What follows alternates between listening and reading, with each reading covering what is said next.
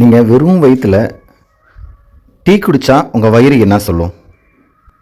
நீங்கள் வேலைன்னு தண்ணி குடிக்க மறந்துட்டிங்கன்னா உங்கள் வயிறு என்ன சொல்லும்?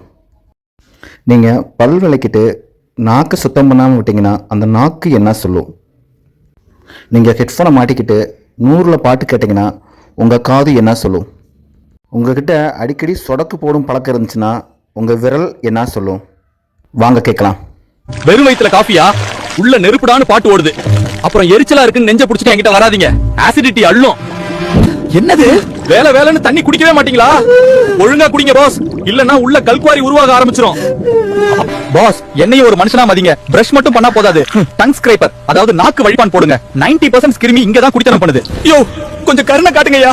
100ல வச்சு பாட்டு கேட்டா அப்புறம் நான் கூப்பிட்டா கூட உங்களுக்கு கேட்காது. வால்யூம் 60 கீழே வைங்க. இந்த சொடக்கு போடுற வேலையை நிறுத்தவே மாட்டீங்களா? இப்படியே பண்ணிக்கிட்டு இருந்தா கை நடுக்க வந்து அப்புறம் காஃபி கப்ப கூட குடிக்க முடியாது. பாத்துக்கங்க. அப்புறம் ஸ்பூனை வச்சு தான் காஃபி குடிக்கணும்.